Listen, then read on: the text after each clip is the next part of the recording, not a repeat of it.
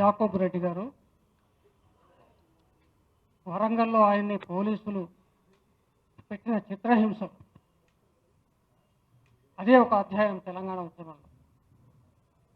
ఆయన నిలబడ్డాడు, యువకుడు, ఉత్సాహవంతుడు, ఇప్పటికీ తెలంగాణ కోసం పోరాటానికి సిద్ధంగా ఉన్నాడు.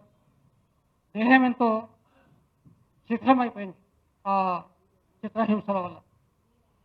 అయినా కానీ మొక్కవం ధైర్యంతో తెలంగాణ రాష్ట్రం వచ్చితో కొట్టాడిన ఆనాటి యువతేజం విద్యార్థి నాయకుడు యాకూబ్ రెడ్డి గారు. సభకు నమస్కారం.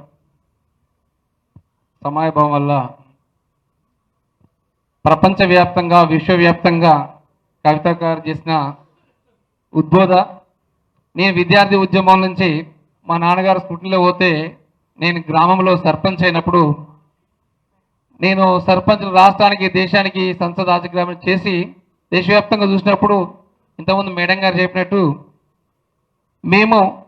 మాకు 22 తండాలు ఉంటాయి, గూడెం ఉంటుంది, కాలనీ ఎస్సీ కాలనీ ఉంటుంది, మొత్తం ఒక హ్యాబిటేషన్ విలేజ్ ఉంటుంది.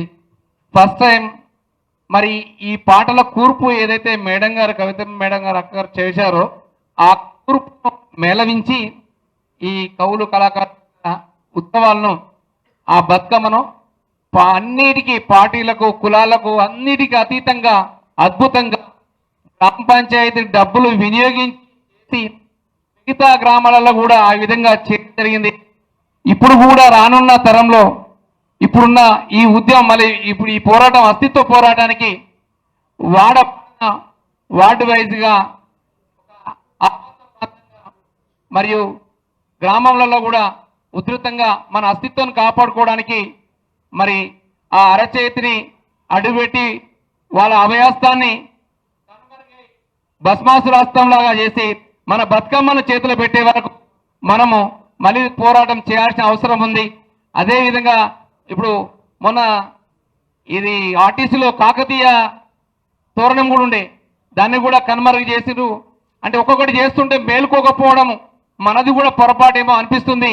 ఇకనైనా ఇప్పుడు ఇది ఆరంభంగా ఆలోచించి అందరం ఉద్యమంలో మమేకమై ఆచరించాలని, అందులో భాగస్వామ్యం చేయాలని, ఇట్లాంటి కార్యక్రమాలు ఇంకా మున్ముందు మేడం గారు ఇచ్చినవి మనం పాటించాలని, మనము అది ఆ విధంగా మనము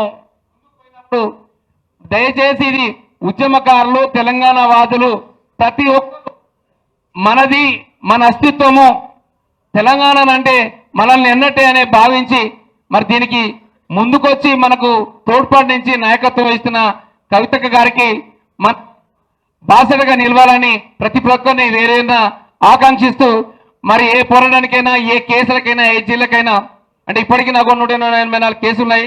హైకోర్టు తెచ్చుకున్న ఏ ఉద్యమాలకు నజరానాలు ఇచ్చిన కేసీఆర్ గారి నాయకత్వంలో అప్పుడున్న కాలంలో భవన్లో మేడం గారు మరి అప్పుడున్న మన నాయకులు అందరూ కలిసి కాపాడింది. కాబట్టి తెలంగాణలో మమేకమై చివరి శ్వాస వరకు సైనికులుగా ప్రతి ఒక్కరం భాగస్వామ్యం కావాలి, మనమైతే అందరినీ చేయించాలని అభ్యర్థిస్తూ ఈ అవకాశం ఇచ్చిన ధన్యవాదాలు.